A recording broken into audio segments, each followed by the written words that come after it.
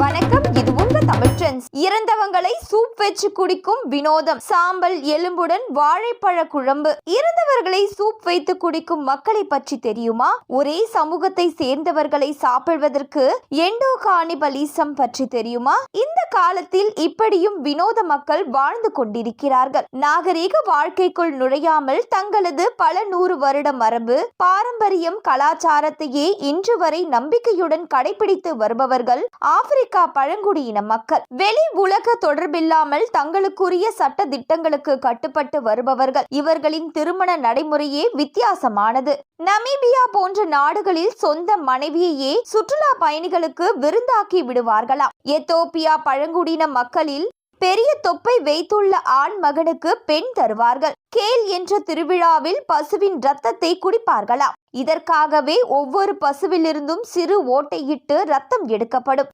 இந்த துளையை களிமண் கொண்டு அடைத்து விடுவார்களாம். மாலவி பகுதிகளில் வாழ்ந்து வரும் பழங்குடியின மக்களோ மனிதனின் சடலத்தை சாப்பிடுவார்களாம். இறந்தவரின் சடலத்தை நெருப்பில் வாட்டி சுட்டு சாப்பிடுவார்களாம். அப்பொழுது சடலத்தை சுற்றி உட்கார்ந்து கொண்டு பாடிக்கொண்டே அழுவார்களாம். அழுது கொண்டே சாப்பிடுவார்களாம். பிரேசில், வெனிசுலா போன்ற இடங்களில் வாழும் எனோமாமி பழங்குடியினரும் இறந்தவர்களை சாப்பிடுகின்றனர். இந்த சடங்கினை அறிவியல் ரீதியாக எண்டோ கானிபலிசம் என்கிறார்கள். அதாவது ஒரு இனத்தை சேர்ந்தவர்கள் அதே இனத்தவர்களை சாப்பிடுவதற்கு கானிபலிசம் என்று பெயர்.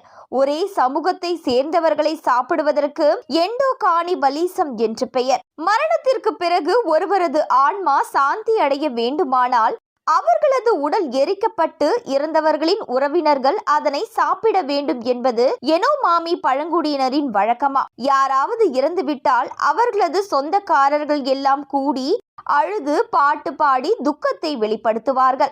அதற்கு பிறகு இறந்தவர்களின் முகங்களில் லேசாக மண்ணை தேய்த்து பிணங்களை எரித்து விடுவார்கள். அடுத்ததாக எரிந்த உடல்களின் மிச்சத்தை சாம்பல் எலும்புகளை வைத்து வாழைப்பழத்துடன் சேர்த்து சூப் போல சமைத்து குடிப்பார்கள். இப்படி சூப் வைத்து குடித்துவிட்டால் நெருக்கமானவர்கள் தங்களை விட்டு பிரியவில்லை, தங்களுடனேயே இருப்பார்கள் என்று நம்புகிறார்கள். இயற்கை மரணம் என்றால் அனைவருமே அந்த சூப்பை குடிக்க வேண்டும். ஒருவேளை கொலை செய்யப்பட்டு விட்டால் பெண்கள் மட்டும்தான் அந்த பிணங்களை சாப்பிட வேண்டுமா? இந்த வீடியோ உங்களுக்கு பிடிச்சிருந்தா லைக் பண்ணுங்க. இது மாதிரி வித்தியாசமான தகவல்களை நீங்க தெரிஞ்சுக்கணும்னா நம்ம தமிழ் ட்ரெண்ட்ஸ் சேனலை சப்ஸ்கிரைப் பண்ணிக்கோங்க. நன்றி, வணக்கம். இது உங்க தமிழ்